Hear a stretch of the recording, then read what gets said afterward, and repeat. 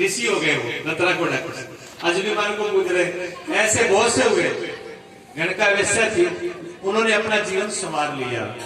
तो जो बीत गया वो तो वापस नहीं आएगा, लेकिन जो पास समय है वो हमारे हाथ में, उसका उपयोग करना है। मैं ज्यादा देर आप घबराना मत, ज्यादा टाइम नहीं लूंगा, क्योंकि आज लेट हो गए, कल से थोड़ा टाइम ज्यादा दे देंगे, पहले से हो जाएगा। लेकिन काम आपका हो जाएगा, भगवान पे भरोसा रखो, सब काम हो जाएगा। और 5-4 दिन के लिए अगर आधा घंटा 1 घंटा लेट पे काम कर लोगे रात में, तो क्या फर्क पड़ेगा? कोई फर्क नहीं पड़ेगा, वो काम वैसे ही रहना है। बीमार हो जाते हैं और महीना 1.25 महीना साल माची पड़े रहते हैं, तब भी तो काम नहीं रुकता। ब्याह शादी में बाहर जाना पड़ता है, तब भी तो नहीं रुकता। और जो चले गए, जिनके बगैर हम कहते थे हम परिवार में हमारा काम नहीं चलेगा, और वो चले गए, तो क्या काम रुक गया? ये हमारा भरम है, ये हमारा इंकार है कि हमारे बगैर काम नहीं हुआ। ऐसा नहीं है, करने वाला स्वयं मालिक है, परमात्मा है, वो सब चीज संभालेगा। तो उसने अगर ये टाइम दिया तो उसका सदुपयोग हो ही जाएगा। पिछली साल कथा हुई थी, शायद इससे पिछले साल हुई थी क्या, 1.5 साल हो गया थी। 1.5 साल पहले इसी पंडाल में यार आप इस सब, जहां कोई नया भी हो सकता है, लेकिन हम तो सही लगता है कि कोई है पुराना, आप नए हो सकते हो। कुछ बातें पहले वाले, कोई भाई भी पहले के, तो कुछ बातें हुई थी गौ माता के लिए, कुछ बीमारियों के लिए, कुछ हमने नियम भी बताए थे। देखो इस देश से, इस भेष से, इस गद्दी से गलत बात नहीं बताई जा सकती। गलत बात के, गलत वचन के दोषी होते हैं। भगवान की गद्दी में विराजमान होकर के, इस भग में भेष में होकर के कोई व्यक्ति झूठ बोले तो उसको अपराध क्षमा नहीं होता। ये भगवान का स्वरूप माना जाता है। इसमें गलत वचन नहीं बोलना चाहिए, सत्य वचन बोलना चाहिए। कोई गले में बंदूक नहीं तनी हो और बंदूक तने तो तन जाए, सच्चाई बोलने के लिए पीछे नहीं हटना चाहिए। ये बाना ही ऐसा है। और इसमें आकर के छल कपट और वो किया और इस गद्दी में विराजमान होकर किया, तो उसका कोई महत्व नहीं है। तो हमने कुछ नियम बताए, अगर उन नियमों को किसी ने पूरे विधिवत किया तो उसका जरूर कोई रिजल्ट आया है, इस बात का मुझे विश्वास है। और उसमें कोई कमी रह गई करने में, अनुष्ठान में, पूजा में, पाठ में, कोई नियम में अगर हमारी कमी रह गई, गलती रह गई, तो हो सकता है कि वो फल न मिला होगा। मैं ये नहीं कहता हूँ पूरा, लेकिन फिर भी कोई भी काम किया और व्यर्थ नहीं जाएगा। गौ माता के नाम से करो, भगवान के नाम से करो। जो जीवन में 3 चीजें हैं जिनसे हमें कृपा मिलती है। हमको सबको क्या चाहिए? सुख चाहिए, संपत्ति चाहिए, घर में सुख शांति चाहिए, लक्ष्मी की कमी ना रहे। अब लक्ष्मी की कमी ना रहे, घर में सुख शांति रहे, वो बेटे भी सही रहे, परिवार भी सही रहे, व्यापार भी सही रहे, और हमारा शरीर भी स्वस्थ रहे, तो किससे रहेगा? तो आप कहोगे जी लक्ष्मी के लिए तो मेहनत करनी चाहिए, तो कमाता तो रात दिन गधा भी बहुत है, पर घूमता तो रूढ़ी कुड़िया बड़ी हूं मैं, कोई इज्जत मानी होती, मेहनत तो बहुत करता है। तो गधा वाले की तरह कमाना कोई लक्ष्मी को पैदा करने का उपाय नहीं है। अगर बहुत ज्यादा मेहनत से हो, तो जो सेठ गद्दी पर बैठा रहता है ना, वो तो बैठा बैठा कलम चलाता है, और जो नौकर होता है वो सुबह से लेकर शाम तक भागता है। धनी नौकर को होना चाहिए कि सेठ को होना चाहिए? मेहनत तो नौकर ज्यादा कर रहा है, तो नौकर को धनी होना चाहिए, लेकिन सेठ धनी हो जाता है और नौकर जैसा वैसे ही रहता है जितनी तनख्वाह मिलती है। तो मेहनत, मैं ये नहीं कहता हूँ मेहनत मत करो, मेरे भाव को समझना, कहीं आप ये समझ लो हमारी जिनका आज से कमाना नहीं पड़ेगा, सो जाओ। आलस नहीं करना, आलस और प्रमाद के पक्ष में नहीं है, कर्म करना है। सकल पदार्थ, गोस्वामी जी कहते हैं, सकल पदार्थ है जगमाई और कर्म हीन नर पावत रहे। बिना कर्मों के मिलेगा नहीं, कर्म से ही मिलेंगे, लेकिन कर्म का भी तरीका और नियम होना चाहिए। 24 घंटे में 24 घंटे नहीं कमाना, 24 घंटे का विवाह कर लो, 8 घंटे अपने लिए आराम करने के लिए, नहाने धोने के लिए, और 8 घंटे कमाई के लिए। सरकार भी कहती है 8 घंटे ड्यूटी पर जाओ, ये नियम दिया ना, सही दिया, तो 8 घंटे कमाओ। लेकिन हम तो 24 घंटे लगे रहते हैं, 8 घंटे और बच गए। 8 घंटे में धर्म कर्म भी करो, असली कमाई तो वो भी है, वो कमाई हम छोड़ देते हैं। अब कोई कहे जी सेठ जी तो इसलिए जो है धनवंती हो जाते हैं, उनके पास दिमाग है, नौकर में इतना दिमाग नहीं होता, सेठ में दिमाग ज्यादा होता है, इसलिए धनपति है। तो आपने सभी ने सुना है कि अकबर का जो मंत्री था बीरबल जी, बीरबल में दिमाग ज्यादा था, बीरबल में अकबर से ज्यादा दिमाग था, लेकिन राजा फिर भी अकबर था, दलपति अकबर था, बीरबल नहीं हुए। तो दिमाग से भी दलपति नहीं होते, दिमाग से भी स्वास्थ्य नहीं मिलता। किसे मिलता है? कृपा से। और कृपा किसकी चाहिए? इस जीवन में 3 प्रकार की कृपा है। एक गुरु कृपा, एक गोविंद कृपा यानी प्रभु की कृपा, और एक गौ कृपा। गोविंद, गौ और गोपाल, ये 3 कृपाएं हैं। ठीक है, आने वाले 3 दिनों में मैं एक एक कृपा के बारे में आपको बताऊंगा। गुरु कृपा क्या है, कैसे होती है, गोविंद कृपा क्या है और कैसे होती है, कैसे आता है, और गौ कृपा क्या है, गौ कृपा से क्या होता है। तीनों का एक एक दिन में वर्णन करूंगा, तो एक दिन में समझ में नहीं आएगा। ठीक है ना। अभी जो इतना समय क्यों होती है, ये कथा किस लिए की जाती है, ये कथा क्यों कर रहे हैं? ये कथा कोई पैसे के लिए नहीं, आडंबर के लिए नहीं। बहुत से लोग तो कहते हैं ऐसे शास्त्री जी है, ऐसे कराने वाले, ऐसे वे आ गया तो टाइम, इनको तो कोई काम है नहीं, आडंबर चलते हैं, पैसे कमा लेंगे, वो कुछ शास्त्री ले जाएंगे, कुछ बाबा ले जाएंगे, कुछ गौशाला वाले खा जाएंगे, क्योंकि उन्होंने कुछ करना तो है नहीं। अब जिन्होंने अच्छा करना ही नहीं होता तो वो अच्छा कैसे बोल जाएंगे? और जिनके मन में जो भरा होता वही तो बोलेगा। अब उसने वो आए ही नहीं, देखे ही नहीं, किया ही नहीं है। जो गौ की सेवा में लगा होगा, जो गौ की सेवा कर रहा होगा, वो ये बात नहीं बोलेगा।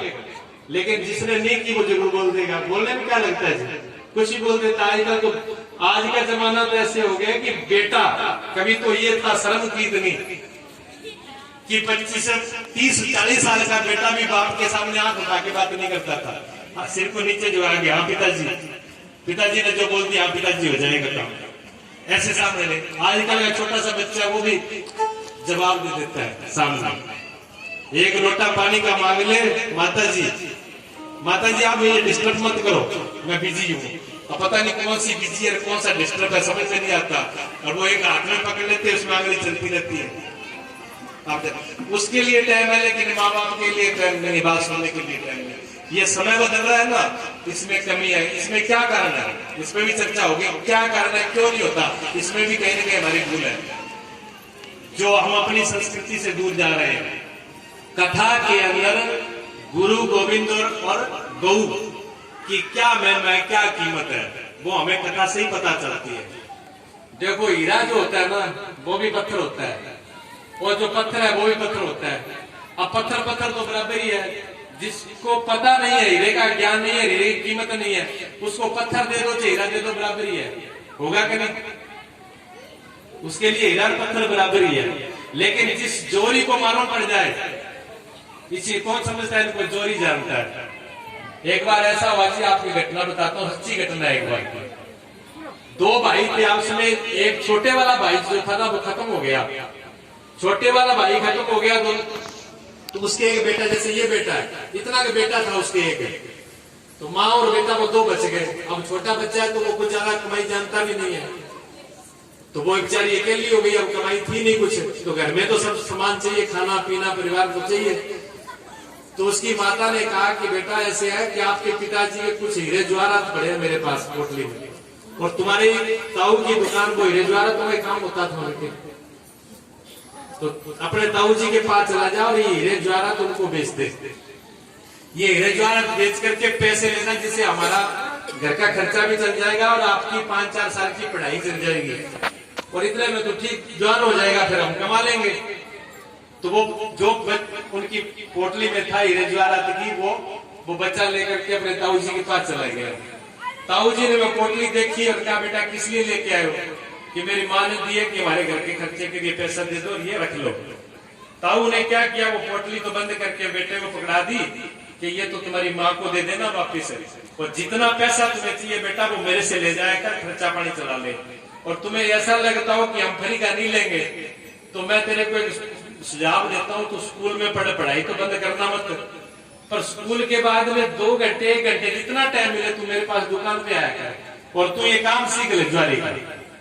तो जैसे तू 5-4 साल में बड़ा होगा तो तू दुकान करने लायक सीख जाएगा, तेरी दुकान कर लेगा, तेरा भी चल जाएगा और तेरी माँ का भी सेवा हो जाएगी, तुम दोनों सुखी हो जाओगे। उसने जाके अपनी माँ को बताई, वो ले गया, पैसे भी ले गया, पोटली ले गया। माँ ने भी कहा चलो भली बात, अच्छी बात है। ताऊ जी ने सुन लिया, हमारे रेजवाड़ा तो बच गए और हमारा घर का काम भी चल जाएगा। तो भले लोग होते हैं जी, सब कोई बुरा नहीं होता। तो वो भलाई के अंदर माँ भी तो खुश हो गई। 5 साल तक वो बच्चा जो है अपने ताऊ के पास सीखा जी ज्वारी का काम, और उस बच्चे को मालूम पड़ गया भी हीरा और ज्वारात और पत्थर क्या होता है। वो ज्वारी बन गया।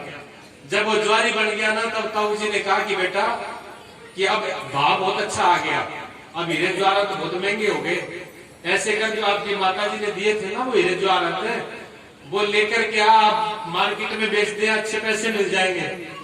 तो वो बेटा गया बाज करके और वो कह माता जी क्या आगे वो लिया, वो कहाँ है जो रखे आपने हीरे ज्वारात कि क्या बात है। ताऊ जी मंगाए, भाव बहुत हो गया, अच्छे पैसे मिलेंगे। वो निकाल के तो माता ने शाम कर रखे थे, पेटी में से निकाल के दिए कि ले बेटा। अब वो तो ज्वारी हो गया था बच्चा। तो उसने जैसे ही वो खोल के पोटली देखी तो उसमें एक भी हीरे ज्वारात नहीं था, सारे पत्थर थे। पत्थर थे तो वो बच्चा देख करके दंग हो गया। वो लेकर के वो तो फेंक दी उसने नहीं। उसने कहा माँ इसमें हीरा एक भी नहीं है, ये तो सब पत्थर है। तो क्या ताऊ ने आपके ताऊ तो वापिस भेज दिए थे। उन्होंने कहा ताऊ के पास गया, ताऊ ने कहा बेटा ले आया कि ताऊ जी पहले ये बताओ आपने झूठ क्यों बोला? कि क्यों? कि आपको मालूम था कि उसमें हीरे ज्वारात है ही नहीं, पत्थर है। कि बेटा अगर मैं उस दिन ये बात कह देता तो आप और आपकी माँ के दोनों के मन में फर्क आ जाता कि आज हमारे सिर पर कोई नहीं है, इसलिए ताऊ भी बेईमान हो गए, हीरे ज्वारात तो कोई भी पत्थर बना दिया। ये पत्थर ही थे, लेकिन आज तेरे को ज्ञान है कि ये पत्थर, आज मैं बेईमान नहीं हूं और अब तू पैरों पर भी खड़ा हो गया, अब अपनी कमाई करो और खा लो।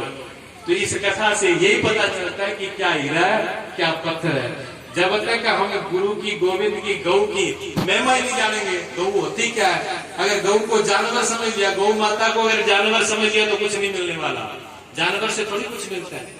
और ठाकुर जी बैठे हैं, उनको अगर पत्थर समझ लिया तो ठाकुर जी से कुछ मिलने वाला नहीं है।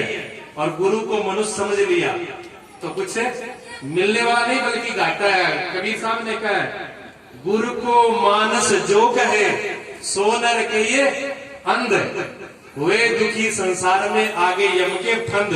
गुरु को जो मानस कहता है और ठाकुर जी को जो पत्थर कहता है और गौ माता को जो जानवर कहता है, उसका इतना बड़ा अपराध है कि वो यहाँ तो सुखी होगा ही नहीं, आगे जम के फंद तैयार है। वो तरनी माता वाली जो कहते हैं ना, तरनी नदी है, वो गौ माता कुछ लेके आने वाली नहीं है, उसके लिए करना पड़ेगा। तो ये कथा जो है महिमा के लिए होती है। आप 3 दिन से क्या सुन रहे हो? भगवान की महिमा सुन रहे हो, भक्तों की महिमा सुन रहे। किसने? आप ध्रुव जी, कभी आप ध्रुव जी की कथा सुन रहे थे? ध्रुव जी ने क्या, एक गोद में बैठने का तो स्वाद था पिता के, लेकिन सबको त्याग करके भगवान की गोद में चला गया और भगवान ने देख लो ध्रुव लोक का राज्य दे दिया। सारे राजपाट खोल के चारों तरफ जो सब धक्के मार रहे थे संसार के लोग, और जब प्रभु ने अपना लिया तो दुनिया भी अपना लिया। ये हमारे साथ हो रहा है। हम भी क्या करते हैं, हम दुनिया के पीछे भागते हैं, दुनिया हमारे पीछे आगे भागती है। गोविंद को छोड़ दिया, धर्म को छोड़ दिया। अगर हम भी गोविंद की तरफ चले तो दुनिया भी हमारी तरफ अपने आप ही आ जाएगी। देखने की जरूरत ही नहीं है। जब देने वाला ही गोविंद है, जब करने वाला ही वही है, जीवन उसने दिया, जन्म उसने दिया, खान पान उसने दिया, तो आगे भी कोई रहेगा। मीरा जी क्या कहती है, मारो जन्म मरण को सब थी थाना नहीं विष्णु दिन राती। मीरा ने सब कहा, तो चित्तौड़गढ़ की महारानी थी मीरा, और साधुओं में, संतों में जाकर के सत्संग में जाती नाती, सब छोड़ दिए, किसी की परवाह नहीं करी। मीरा को सब छूट गए, पति चले गए, माता पिता चले गए, ससुर जी चले गए, सब चले गए, लेकिन मीरा ने किसी की परवाह नहीं करी। ना अपना स्वाद उतारा ना सिंगार उतारा। मेरो तो चुड़लू अमर है, मेरो पति अमर है।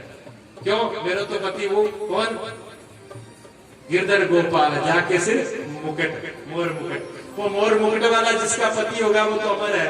क्यों उतारू चुड़ला? किस लिए उतारू?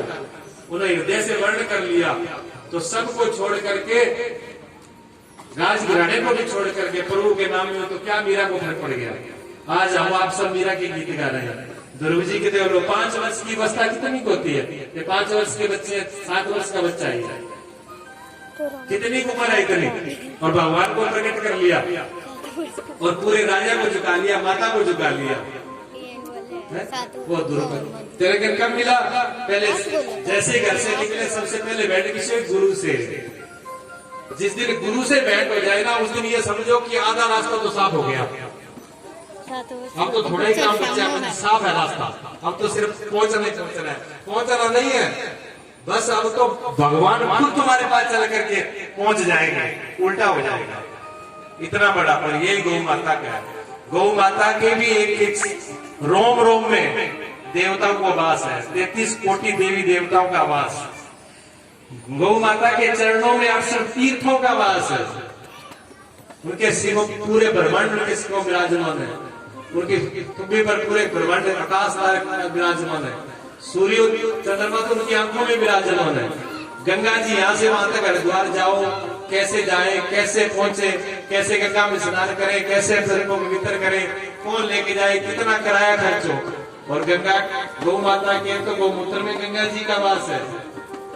घर पे गंगा बहती है उनकी। तो गौ माता की बहुत बड़ी महिमा है। धीरे धीरे हम इसकी सबकी चर्चा करेंगे। आज विश्राम होना चाहिए। बोलिए सतगुरुदेव भगवान की। धीरे धीरे सभी आगे चलेंगे।